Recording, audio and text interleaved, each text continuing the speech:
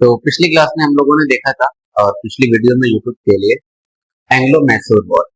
क्योंकि हम लोग मॉडर्न इंडियन हिस्ट्री देख रहे हैं तो मॉडर्न इंडियन हिस्ट्री में खास बात यह है कि जाहिर सी बात है पूरी हिस्ट्री तो हमको पढ़नी है, वो ब्रिटिश हिस्ट्री के हिसाब से या ब्रिटिशर्स से रिलेटेड जो हिस्ट्री है वही पढ़नी है। तो जब ब्रिटिशर्स भारत में आए या फिर पूरे पुर्तगालियों को ही ले लीजिए कि 1498 में जब पुर्तगाली भारत आए या फिर अंग्रेज आए जो है 17वीं शताब्दी में 1608 में, तो वहां से लेके ऐसा नहीं था कि उनको भारत से पूरा साम्राज्य स्थापित करना ही था, ऐसी कोई राय तो थी नहीं। लेकिन व्यापार के नाते ही आने के बावजूद भी धीरे धीरे वो विस्तार करते रहे और विस्तार इतना होता गया धीरे धीरे कि पूरे भारत पर उनका कब्जा हो गया। अब पूरे भारत पर कब्जे में पंजाब कहिए कि सबसे इम्पोर्टेंट रीजन हुआ करता था जिस पर कब्जे की खास जरूरत थी। क्यों थी? अगर पीछे से थोड़ा सा हम चीजें देखें तो 1757 में होता है प्लासी का युद्ध, उसके बाद 1764 में होता है बक्सर का युद्ध। प्लासी और बक्सर की वजह से बंगाल पूरा अंग्रेजों के हाथ में गया। उसके बाद एक इम्पोर्टेंट स्टेट इमर्ज कर रहा था जो कि था मैसूर। तो 1799 में मैसूर के गया अंग्रेजों के हाथ में। फिर इसके बाद एक बहुत इम्पोर्टेंट राज्य रहा उस टाइम पीरियड में जो था मराठा साम्राज्य। ये कहिए कि 1700 नॉट 1700 बल्कि 1818 के टाइम पीरियड में मराठा साम्राज्य भी पूरी तरीके से अंग्रेजों के अधीन हो गया। तो तीन बड़े बड़े अगर राज्य देखा जाए भारत के तो बंगाल का ये हिस्सा पूरा गया, मुगल किसी दम के ऊपर बचे नहीं थे नॉर्थ इंडिया में। इधर वेस्ट में मराठा साम्राज्य भी चला गया। नॉर्थ में बचा था आपका पंजाब जिसको अब इन्हें अपने कब्जे में करने की जरूरत थी। तो इसलिए अब इसकी बारी थी हमारी अगली कि पंजाब को कैसे अपने कब्जे में किया जाए, और इसके लिए पंजाब में होता है एंग्लो सिख वॉर या फिर Anglo Punjab war. Sikh war भी इसलिए कहते हैं क्योंकि वहां पे मोस्टली सिख हुआ करते थे। तो बैकग्राउंड की अगर बात की जाए तो शुरुआत में तो ये मुगलों के अंडर हुआ करता था, लेकिन मुगलों के अंडर से बहुत जल्दी निकल गया। क्यों निकल गया? क्योंकि मुगलों का जब लेटर पीरियड था 1707 के बाद से जब औरंगजेब की डेथ हुई तो मुगल किसी काम के थे नहीं। तो सब जितने एक के बाद एक शासक आए सब बहुत ज्यादा कमजोर थे, और उसी कमजोरी की वजह से 1739 का टाइम पीरियड देखेंगे तो यहाँ पे आक्रमण होता है नादिर शाह का। इसके अलावा 1758 से लेके 55-56 तक का जो टाइम पीरियड आप देखेंगे 1748 से, तो इसमें अहमद शाह अब्दाली का आक्रमण होता है कई बार। और अहमद शाह अब्दाली जब भारत पे आक्रमण करता है तो भारत का जो नॉर्थ वेस्ट वाला इलाका था वो उनके अंडर में चला गया। अहमद शाह अब्दाली की तो डेथ हो चुकी थी, लेकिन उसका उत्तराधिकारी जमन शाह जो था वो पंजाब पे अभी भी शासन कर रहा था। लेकिन अंग्रेजों के लिए क्योंकि पंजाब बहुत इंपॉर्टेंट था तो इस पर फोकस करना जरूरी था। अफगानिस्तान से आया था अहमद शाह अब्दाली, और एक बार इसने आक्रमण नहीं किया था, पहली बार आक्रमण किया था इसने 1748 में। उसके बाद एक के बाद एक के बाद एक 54-56 तक वो लगातार आक्रमण करता रहा। इसके अलावा अहमद शाह अब्दाली के बाद जमन शाह बैठा पंजाब की गद्दी पे। इसके बैठने के बाद इसकी भी पावर धीरे धीरे कम होने लगी थी। तो हुआ ये कि जो पंजाब कहिए कि पहले किसी एक साम्राज्य के अंडर हुआ करता था वो पंजाब अब कॉन्फेडरेसी में टूट गया था। कॉन्फेडरेसी का मतलब क्या कह सकते हैं? संघ कह सकते हैं। जैसे प्राचीन भारत में गणराज्य हुआ करते थे, ये 26 महाजनपद, तो उस महाजनपद में जो गणराज्य होते थे वो अलग अलग लोग मिलके एक पूरा देश टाइप से बनाया करते थे। पंजाब किसी तरीके से 12 कॉन्फेडरेसी में बटा हुआ था जिसको सिख की भाषा में मिसल्स बोलते थे। और इस वक्त हालत ये हो गई थी कि एक तो कोई बड़ा साम्राज्य था नहीं और जमन शाह भी जो था बहुत वीक हो चुका था। तो अफगानियों का एक ही मिसल हुआ करता था उस टाइम पे, बाकी 11 मिसल किसके थे? वो 11 मिसल सिखों के हुआ करते थे। हालांकि सबका अपना एक डेमोक्रेटिक सेटअप हुआ करता था। इसमें इंपॉर्टेंट मिसल की अगर बात की जाए तो सुकर, चकिया, भंगी, फुल्किया, ये कुछ इंपॉर्टेंट मिसल हुआ करते थे। और सुकर चकिया से ही बिलोंग करते थे पंजाब के सबसे इंपॉर्टेंट महाराजा जिनका नाम था रणजीत सिंह। और इन्हीं की कहानी बेसिकली हमको पढ़नी है। इनको पढ़ेंगे तो एंग्लो मैसूर वॉर भी, Anglo Mysore territory, Anglo Sikh war भी आसानी से समझ पाएंगे।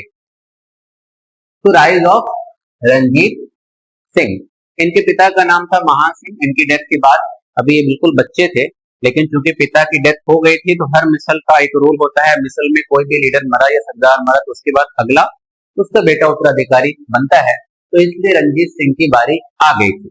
लेकिन यहाँ पे एक रूल ये भी था कि अगर बच्चा छोटा है, जाहिर सी बात है अगर 4 साल का बच्चा कोई है तो वो कैसे शासन करेगा। 4 साल नहीं थे बट ठीक ठाक थे, लेकिन फिर भी अभी बालिग नहीं थे, तो इनके बिहाफ पे काउंसिल ऑफ रिजेंसी शासन किया करती थी। पूरा तामझाम, पूरा प्रशासन और जो भी फैसले लेने हैं सारे फैसले ये काउंसिल किया करती थी। और इस काउंसिल में यहाँ पे इस वक्त 3 मेन लोग हुआ करते थे, एक थे राज कौर, दूसरी सदा कौर और तीसरे थे लखपत राय। राज कौर इनकी अम्मा थी, सदा कौर इनकी सासू माँ, और लखपत राय दीवान थे, बेसिकली कहिए कि रेवेन्यू डिपार्टमेंट हैंडल किया करते थे। लेकिन रणजीत सिंह को जब थोड़ा बहुत होश आया, 17 साल की उम्र में पहुंचे, तो इन्होंने काउंसिल को लात मारी, बोले कि हमें काउंसिल की कोई जरूरत नहीं है, अब चूंकि हम इतने काबिल हो चुके हैं, बालिग हो चुके हैं, तो इसलिए शासन करने का अधिकार मेरा है और हम ही करेंगे। इसलिए उन्होंने अपने आप को एक इंडिपेंडेंट रूलर घोषित कर दिया। और घोषित करने के बाद एक इन्होंने जितनी विजय दर्ज की वो वाकई काबिले तारीफ थी। एग्जाम्पल के तौर पर 1798 में इन्होंने लाहौर, जो कि भांगी मिसल के अंडर था, उसको अपने कब्जे में लिया। इसके अलावा 1801 में इन्होंने अपने आप को पूरी तरीके से पंजाब का महाराजा घोषित कर दिया। क्यों? क्योंकि इसके पहले तो कॉन्फेडरेसी थी 12, और 12 अपने अपने एरिया के, जैसे कबीलाई सिस्टम होता है, हर कबीले का अपना सरदार, तो वो कबीलाई सिस्टम जैसा जो माहौल था वो खत्म हो गया और इन्होंने अपने आप को पूरा ओवरऑल पंजाब का क्या कर दिया, महाराजा घोषित कर दिया। और एक सबसे इंपॉर्टेंट शहर जो कि अमृतसर था, वो भी 1805 में इन्होंने कैप्चर कर लिया। और इस तरीके से पंजाब में इनकी सर्वोच्चता वक्त के साथ धीरे धीरे धीरे धीरे बढ़ती रही। लेकिन दिक्कत पंजाब में 2 चीज में आई। पहला, जो सतलज नदी का साउथ वाला एरिया है वो यहाँ पे एक्सपेंड नहीं कर पा रहे थे। जैसे पंजाब है तो नॉर्थ में एक्सपेंड कर पा रहे थे, वेस्ट में भी कर पा रहे थे, साउथ में नहीं कर पा रहे थे। वहां के कुछ ऐसे मिसल्स थे जो राजी नहीं थे, वो रणजीत सिंह को अपना महाराजा मानने को राजी नहीं थे। वो चाहते थे कि जैसे कॉन्फेडरेसी चल रही है आप अपना। लेकिन रणजीत सिंह का सर्वोच्चता का जो है जोश एकदम चढ़ा हुआ था, इसलिए ये स्टेट क्या कहलाए, सिस सतलज स्टेट। इन्होंने कभी भी महाराजा रणजीत सिंह की सुप्रीमेसी को एक्सेप्ट नहीं किया। उसमें इंपॉर्टेंट नाम ये याद रखने वाले हैं, पुलके और निहान मिसर। बट साउथ को छोड़ के ये बाकी जो कर सकते थे उसमें लगातार एक्सपेंशन करते रहे। उसमें आपका 1800 में आएगा जम्मू कश्मीर में, इसको कैप्चर किया डोगरा डायनेस्टी से। इसके अलावा कांगड़ा पे भी इन्होंने हमला किया था, जो संसार चंद कटोच के लीडरशिप में हुआ करता था या उनके अंडर हुआ करता था। और यहाँ से कांगड़ा फोर्ट इन्होंने अपने कब्जे में किया था। बाद में ये चले गए थे नेपाल, तो इसलिए नेपाल में भी इनको अटैक करने का मौका मिला और वहां पे थे अमर सिंह थापा, यहाँ पे भी इनका युद्ध हुआ था मोखम चंद की मदद से। और फाइनली कांगड़ा जो पूरी टेरिटरी थी रणजीत सिंह ने अपने कब्जे में कर ली। तो कहिए कि हिमाचल और जम्मू कश्मीर वाला जो एरिया था वहां पे भी इन्होंने अपनी सर्वोच्चता स्थापित की। पंजाब का जो एरिया था वहां पे भी इन्होंने अपनी सर्वोच्चता स्थापित की थी। और इसके अलावा भारत में अभी भी, क्योंकि ये बात कब की हो रही है, 1800 के आसपास की, तो मराठा अभी भी एक्टिव थे। लेकिन 1805 का जो दौर है, क्योंकि 1803 से लेके 1806 तक मराठा का दूसरा युद्ध चल रहा था अंग्रेजों के साथ। इससे पहले जो मराठा का पहला युद्ध हुआ था वो 1775 से लेके 1782 के बीच में चला था, जिसको हम लोग बोलते हैं फर्स्ट एंग्लो मराठा वॉर। इस युद्ध के बाद सलवई की संधि हुई थी 1782 में। उस संधि के बाद ये वादा हुआ था कि अब मराठा और अंग्रेज दोस्त बन के रहेंगे। और यही रीजन था कि जब एंग्लो मैसूर वॉर चल रहा था तो मराठाओं ने कभी भी टीपू सुल्तान की मदद नहीं की, बल्कि अंग्रेजों के समर्थन में रहे। तो 20 साल तक ये संधि चली, संधि टूट गई तो 1803 से 1806 में क्या हो गया, दूसरा युद्ध शुरू हो गया।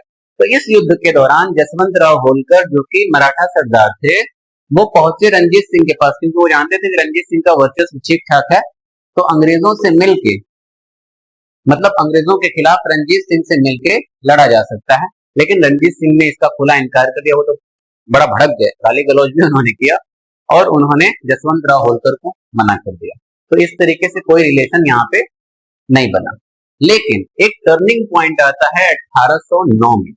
टर्निंग पॉइंट कैसे आ जाता है? हुआ ये कि रंजीत सिंह चाहते थे कि किसी भी तरीके से मेरी सर्वोच्चता बढ़ती जाए। तो जो सतलज नदी थी उसके साउथ वाला जो इलाका था, जिसको हमने क्या कहा, सिस सतलज स्टेट, ये चाहते थे कि किसी तरीके से ये मेरी सर्वोच्चता मान ले, तो लगातार नोटिस पे नोटिस व्हाट्सएप पे मैसेज किया करते थे कि जल्दी से एक्सेप्ट करो, मानो, नहीं मान रहे थे। अब ये सिर्फ सतलज स्टेट जो थे वो परेशान हो गए, और इस परेशानी में अब अंग्रेज की एंट्री होती है। अंग्रेज की एंट्री कैसे हो रही है?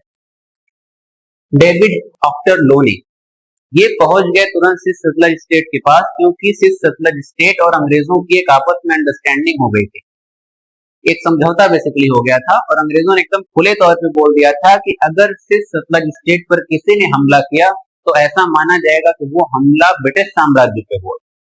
तो जब रंजीत सिंह का इंटरफेरेंस बहुत ज्यादा होने लगा तो अंग्रेजों ने कहा कि ये हम मानेंगे कि हमारे ऊपर इंटरफेरेंस हो रहा है, इसलिए अब रंजीत सिंह को इसका सामना करना पड़ेगा। खुलेआम एकदम भयंकर धमकी दे दी।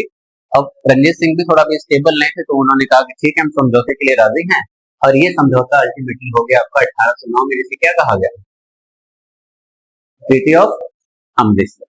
इसमें पहला फैसला ये किया गया कि कंपनी यानी कि ईस्ट इंडिया कंपनी और रंजीत सिंह अब आपस में एक दोस्त की तरह रहेंगे। इसके अलावा कंपनी ने भी वादा किया कि हम आपके सबसे वफादार दोस्त की तरह आने वाले वक्त में आपको मिलेंगे, जब आपको जरूरत रहेगी उस जरूरत के वक्त भी हम मौजूद रहेंगे। इसके अलावा रंजीत सिंह से बदले में उन्होंने क्या मांगा? बदले में मांगा कि अब कभी भी सतलज नदी के साउथ में जो भी राज्य हैं उसमें कभी भी आप दखल अंदाजी नहीं करेंगे।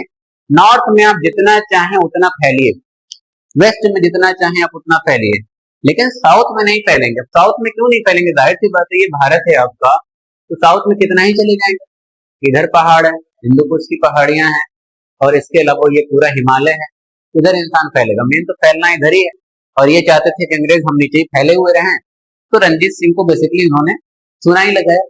इस तरीके से उन्होंने कहा कि नॉर्थ में आप फैलिए, लेकिन साउथ में आप नहीं फैल सकते। इसके अलावा not to maintain more forces than necessary on left bank of Sutlej. Sutlej का लेफ्ट बैंक कौन सा हुआ? यानी कि जो साउथ वाला इलाका है, लेफ्ट बैंक सतलज ऐसे बह रही है, तो ये हुआ लेफ्ट। तो रंजीत सिंह से इन्होंने बोला कि वहां पे जरूरत से ज्यादा सेना का भी आप इस्तेमाल नहीं करेंगे, क्योंकि बहुत हद तक खतरा रहेगा कि रंजीत सिंह का कभी भी मूड घुमा वो अंग्रेजों पे हमला कर दे। और अगर कहीं से कोई भी कोताही हुई इन सारे रूल्स को पालन जो है उसका पालन करने में, तो उन्होंने कहा कि हम लोग सीधा ये ट्रीटी भूल जाएंगे और हम लोग हमले की शुरुआत कर देंगे। तो कायदे से देखा जाए तो इसमें रंजीत सिंह का उतना फायदा नहीं हुआ। इतिहासकार जैसे ही मानते हैं कि हाँ रंजीत सिंह का फायदा हुआ क्योंकि वो नॉर्थ में फैल सकते थे, लेकिन नॉर्थ में उतना फैलने के लिए कुछ बचा नहीं था। मेनली फैलने की जरूरत कहाँ थी? साउथ में, और वो फैलना इन्होंने ट्रीटी ऑफ अमृतसर के थ्रू ही बंद कर दिया, खत्म कर दिया। बाकी कुछ फैक्चुअल चीजें, मुल्तान पे इन्होंने अटैक किया और 1818 में मुल्तान रंजीत सिंह ने लिया, कश्मीर 1819 में लिया, पेशावर को 1834 में लिया। इसके अलावा अटॉक जो है 1813 में लिया था। ठीक है, इसी तरीके से मराठा साम्राज्य के टाइम पे ये लाइन फेमस हुआ करती थी कि अटॉक से कटॉक तक। अटॉक जो है माना जाता था कि उस वक्त नॉर्थ का सबसे इंपॉर्टेंट पॉइंट है, और कटॉक ऐसा माना जाता था कि साउथ का सबसे इंपॉर्टेंट पॉइंट है। तो मराठा साम्राज्य की ऐसी नीति थी कि एकदम नॉर्थ से साउथ तक हम फैलेंगे। तो बड़ी फेमस ये लाइन इतिहास में है, बहरहाल। तो इस तरीके से जो है वक्त गुजरता रहा और महाराजा रंजीत सिंह अपना विस्तार करते रहे और एक बहुत बड़े साम्राज्य के तौर पे पंजाब का साम्राज्य उभरा। लेकिन वक्त हमेशा साथ नहीं देता और 1839 में रंजीत सिंह की डेथ हो गई। अब दुर्भाग्यपूर्ण बात यह है कि जिस रंजीत सिंह ने 17 साल की उम्र से लेकर बुढ़ापे तक उस साम्राज्य को कहां से कहां पहुंचाया, जब साम्राज्य का बहुत ज्यादा वर्चस्व होता है तो उसका पतन भी तय है। रंजीत सिंह की मौत के बाद वो पतन का दौर शुरू होगा। वर्चस्व भी इन्हीं के दौर में हुआ, पतन भी इन्हीं के बाद हो गया, क्योंकि कभी भी इनके मरने के बाद कोई भी उत्तराधिकारी इतना पावरफुल आया ही नहीं, बिल्कुल मुगल साम्राज्य की तरह। इसलिए रंजीत सिंह की डेथ के बाद खड़क सिंह पंजाब के अगले उत्तराधिकारी बने, लेकिन किसी काम के नहीं थे, अफीम के एक नंबर के नशेड़ी थे। तो जाहिर सी बात है जब बादशाह या महाराजा अय्याशी में डूबा है तो लोग उसका फायदा उठाते हैं। यही चीज मुगल टाइम पीरियड में भी देखने को मिलती है, फर्रुख सियार के टाइम पे, कि मुगल साम्राज्य में जो है जो ग्रुप हुआ करते थे वो आपस में लड़ा करते थे, दुर्रानी तुर्रानी ईरानी अफगानी, और वो हिंदुस्तानी को तो पसंद ही नहीं करते। तो राजा किसी काम का बचता नहीं है। यहाँ पे भी वही चीज देखने को मिली, खड़क सिंह ठीक है गद्दी पे बैठे, लेकिन यहाँ पे भी ग्रुपिंग देखने को मिल रही थी और वो ग्रुप आपस में लड़ा करते थे, जैसे कि डोगराज और सिंधन वालियाज। इसमें तीन लोग थे, ध्यान सिंह, गुलाब सिंह और हीरा सिंह। ध्यान सिंह का बेटा था हीरा सिंह। इसके अलावा सिंधन वालिया में चेत सिंह, अतार सिंह, लहना सिंह और अजीत सिंह, ये लोग हमेशा आपस में लड़ते रहते थे। पहली प्रॉब्लम तो ये हो गई। दूसरी प्रॉब्लम ये हो गई कि जब राजा कमजोर है तो जो आर्मी है वो मजबूत हो जाती है। आज के टाइम पीरियड में पाकिस्तान को देखिए, प्राइम मिनिस्टर कोई है, आर्मी मजबूत रहेगी। बर्मा का हालत देखिए, तो वही हाल यहाँ पे भी था कि जो सिख आर्मी थी वो अपने आप में बहुत ज्यादा पावरफुल हो गई खालसा। तो जब पावरफुल हो गई तो इन्होंने अपनी ही एक अलग से पंचायत बना ली, यानी कि छोटा मोटा एडमिनिस्ट्रेशन की कहिए कि पूरी पद्धति इन्होंने अपने आप में ही डेवलप कर ली, यानी कि अब कुछ फैसले लेने के लिए ये खुद अपने मालिक हो गए थे। इसी बीच एक घटना घटी। घटना ये घटी कि डोगराज ने सिंधियन वालिया के एक मेंबर को मार दिया, जिसका नाम क्या था, चेत सिंह। और ये सारी घटना खड़क सिंह के सामने ही हुई थी, लेकिन खड़क सिंह उसको रोक नहीं पाया। तो महाराज किस काम का? तो इससे क्या हुआ, आर्मी नाराज हो गई और आर्मी ने खड़क सिंह को उठा के जेल में डाल दिया। तो उसी की आर्मी ने अपने ही महाराजा को जेल में डाल दिया। तो इस तरीके से कमजोर हो चुके थे। अब बहरहाल गद्दी खाली हो गई, तो इसलिए खड़क सिंह का बेटा नौनिहाल सिंह अगला राजा बन गया। लेकिन ये भी बहुत टाइम तक चीजें मैनेज नहीं कर पाया। थोड़ा बहुत इसने विक्ट्री दर्ज की, जैसे कि गिलगित बाल्टिस्तान और लद्दाख का जो एरिया था, यहाँ पे चीजें ठीक हुई, लेकिन कुछ ही वक्त बाद इसकी फिर से डेथ हो गई और डेथ के बाद फिर से डोगराज और सिंधन वालिया आपस में लड़ना शुरू कर चुके। रीजन क्या था? फिर से ये चाहते थे कि अब नौनिहाल सिंह के बाद हमारे मन के मुताबिक कोई हो जो गद्दी पर बैठे। तो इसमें कुछ लोग चाहते थे कि रंजीत सिंह का जो पोता है, यानी कि शेर सिंह का बेटा, वो गद्दी पे बैठे। अब चाह ही रहे थे, लेकिन इसे भी दूसरा कांड हो गया। और कांड क्या हो गया? शेर सिंह और ध्यान सिंह दोनों का कत्ल कर दिया।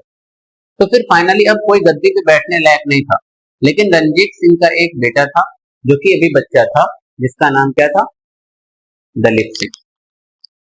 तो दलीप सिंह गद्दी पे बैठता है, लेकिन क्योंकि अभी ये बच्चा था, शासन की समझ नहीं थी, तो इसलिए दलीप सिंह की माँ यानी कि रंजीत सिंह की पत्नी, जिनका नाम था रानी जिंदन कौर, ये इनकी रिजेंट बनती हैं, यानी कि इनके बिहाफ पे शासन करने वाली बनती हैं। भले वो गद्दी पे बैठे रहेंगे दलीप सिंह, लेकिन असली सारा काम काज कौन संभालेगा? रानी जिंदन कौर। तो इस तरीके से शासन फिर से किसी तरीके से पटरी पर आया, लेकिन ये भी बहुत देर तक चलने वाला नहीं था, क्योंकि डोगराज से बिलोंग करते थे कौन? हीरा सिंह। अब संधन वालिया पसंद करते नहीं थे, तो उन्होंने क्या किया, हीरा सिंह को मार दिया, जो कि वजीर थे उस टाइम पे। अब वजीर का ही कत्ल हो गया, तो फिर से पूरा दरबार में कौतूहल मच गए। तो फिर हुआ ये कि जिंदर कौर का भाई था जवाहर सिंह, जवाहर सिंह को गद्दी पे बिठा दिया गया, मतलब वजीर की गद्दी पे बिठा गया। फिर से चीजें स्टेबल करने की कोशिश की गई, लेकिन नहीं हुई। क्यों नहीं हुई? क्योंकि जवाहर सिंह का आर्मी से कोई तालमेल था ही नहीं, आर्मी पसंद ही नहीं करती थी। फाइनली आर्मी जो है इरिटेट होकर उसने जवाहर सिंह को ही मार दिया, तो फिर से वजीर चला गया। इस तरीके से उथल पुथल में चीजें हो रही थी लगातार, एक के बाद एक। तो फाइनली लाल सिंह जो है नया वजीर बनता है, और लाल सिंह की सेटिंग हो जाती है आर्मी के साथ। अच्छा, इसमें एक साइड से कहानी ये भी मानी जाती है कि लाल सिंह का वजीर बनना ये इत्तेफाक की बात नहीं थी, आर्मी के साथ समझौता होना यह भी इत्तेफाक की बात नहीं थी, क्योंकि ऐसा कहा जाता है कि लाल सिंह और रानी जिंदन कौर का आपस में अफेयर चलता था। तो मे भी प्रेम प्रसंग की वजह से ऐसी चीजें हो पाई।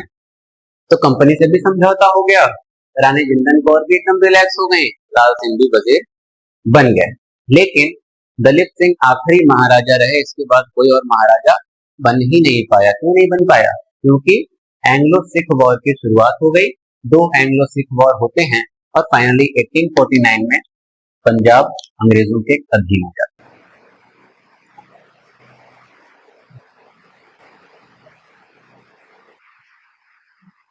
हुआ क्या? तो पहला एंग्लो सिख वॉर 1845 से 1846 में हुआ। ये कि जो सिख आर्मी थी उसने सतलज नदी को क्रॉस कर दिया, जबकि अमृतसर के संधि में क्या फाइनल हुआ था, साउथ में वो इंटरफियर नहीं करेंगे। लेकिन सिख आर्मी ने इंटरफियर किया। अब इसमें भी अंग्रेजों की चाल थी, वो जानबूझ के कुछ ऐसा काम कर रहे थे, कुछ ताम झाम कर रहे थे कि सिख आर्मी को लगा कि अंग्रेज हम पर हमला करने की तैयारी कर रहे हैं। तो सिख आर्मी भी थोड़ा हड़बड़ा गई और हड़बड़ाहट में अपनी बचाव के लिए वो क्या करते हैं, सतलज नदी को क्रॉस कर जाते हैं। अब जैसे ही क्रॉस किया, अंग्रेजों को तुरंत वहां पे क्या मिल गया, एक रीजन मिल गया। लेकिन यहाँ पे भी थोड़ा सा चाल चली जाती है।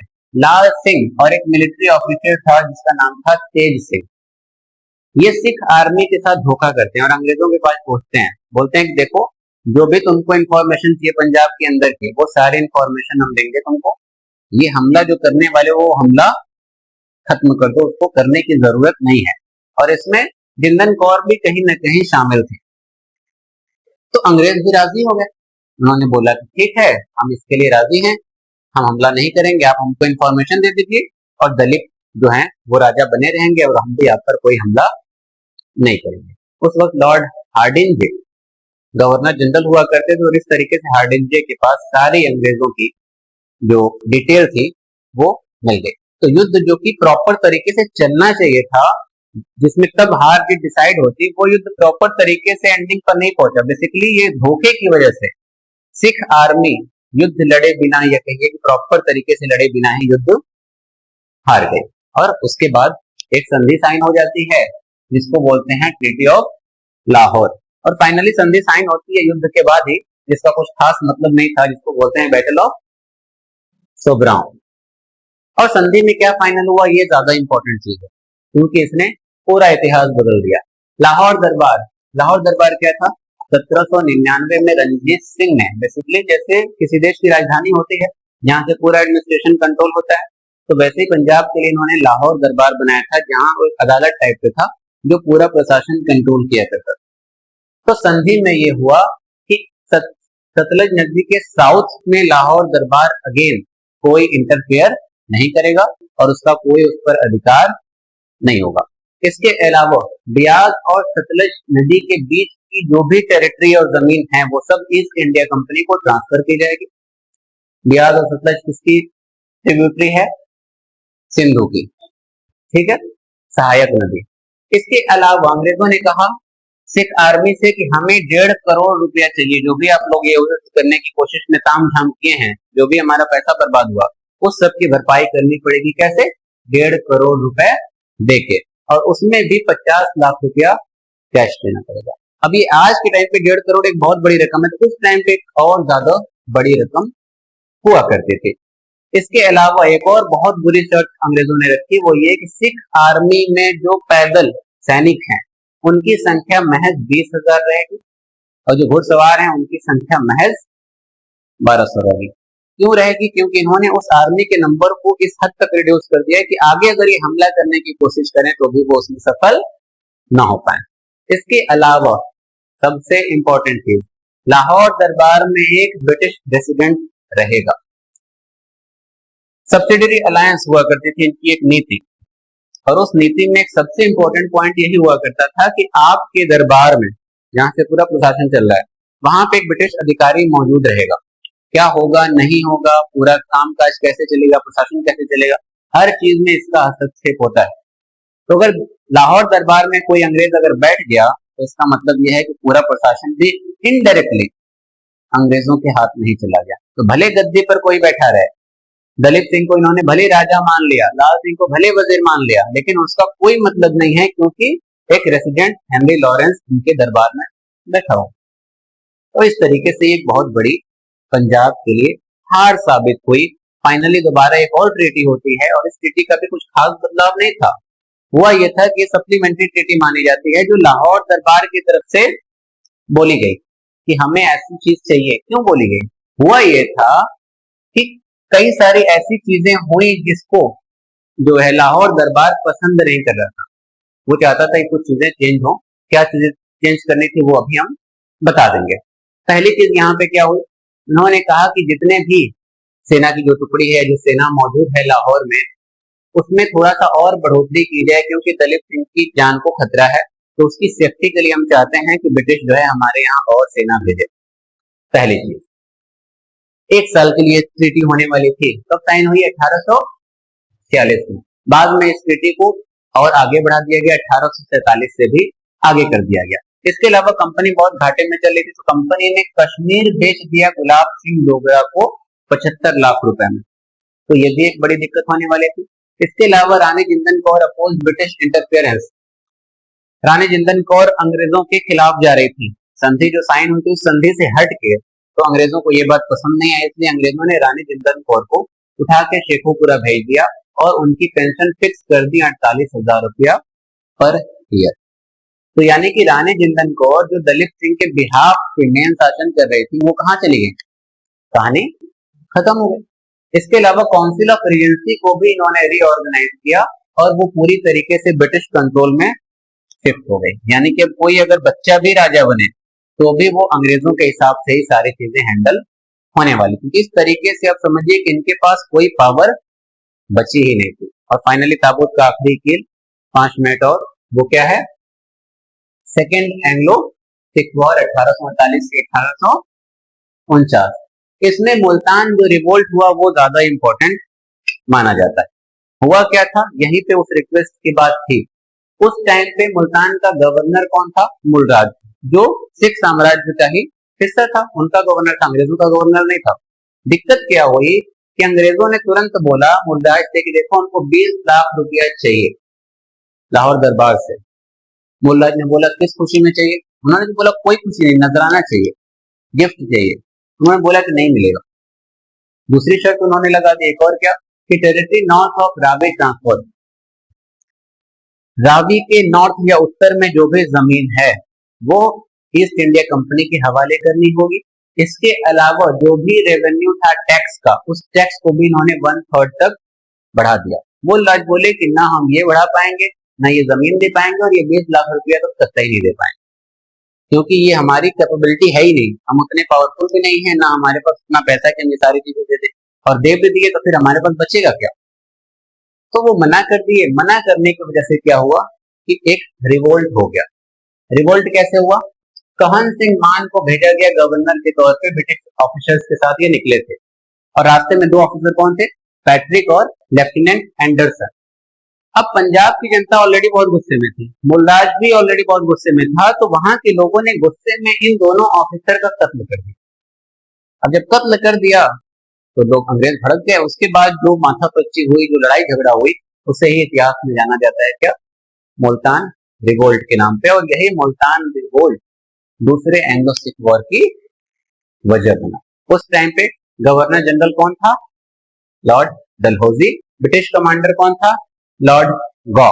ये रिवोल्ट को रोक नहीं पाया, तो कहानी और ज्यादा बुरी हुई। इसलिए फाइनल बैटल जो हुई, बैटल ऑफ गुजरात, फरवरी 1849 में, इसमें सिख आर्मी बहुत बुरी तरीके से हारती है, और हारने के बाद सिख आर्मी को हमेशा के लिए खत्म कर दिया जाता है, और पंजाब 1849 में फॉर्मली और आधिकारिक तौर पे ब्रिटिश एम्पायर का हिस्सा बन जाता है। दलित सिंह जो भी जिंदा था उसको इंग्लैंड भेज दिया गया, और इंग्लैंड भेजने के साथ साथ जो कोहिनूर पंजाब के हाथ में था वो भी कहाँ चला गया, अंग्रेजों के साथ इंग्लैंड चला गया, और बाद में रानी जिंदन कौर को नेपाल भेज दिया गया।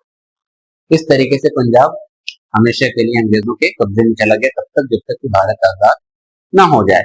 इसमें एक खतरनाक बात यह है, ऐसा कहा जाता है कि डलहौजी के हाथ में था कि वो मुल्तान के रिवोल्ट को खत्म कर देता, वो गौ को मैसेज भेज सकता था वैसा कि हाँ रिवोल्ट को कब्जे में करो।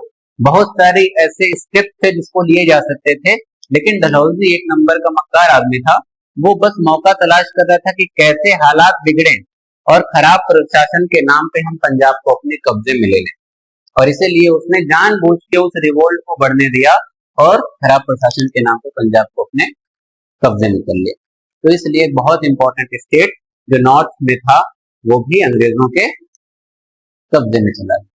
और एक रीजन अंग्रेजों का डर का सबसे बड़ा ये भी था, ऐसा नहीं था कि सिर्फ भारत को ही पूरा उन्हें अपने कब्जे में करना है, सबसे बड़ा एक डर का रीजन ये भी था कि नेपोलियन जो उस वक्त बहुत एक्टिव हुआ करता था फर्स्ट वाले में, जब अभी शुरुआत अच्छे से प्रॉपर तरीके से नहीं हुई थी, ये तो आपका नेपोलियन की डेथ हो ही चुकी थी, तो जब नेपोलियन जिंदा था तो उस वक्त अंग्रेज चाहते थे कि पंजाब वाला इलाका हमारे ही कंट्रोल में रहे, क्योंकि नेपोलियन रूस के साथ ऐसा अनुमान था कि रूस के साथ मिलकर भारत पे हमला करने वाला, और भारत पे हमला करने का इलाका कौन सा था? वही पाकिस्तान और पंजाब वाला।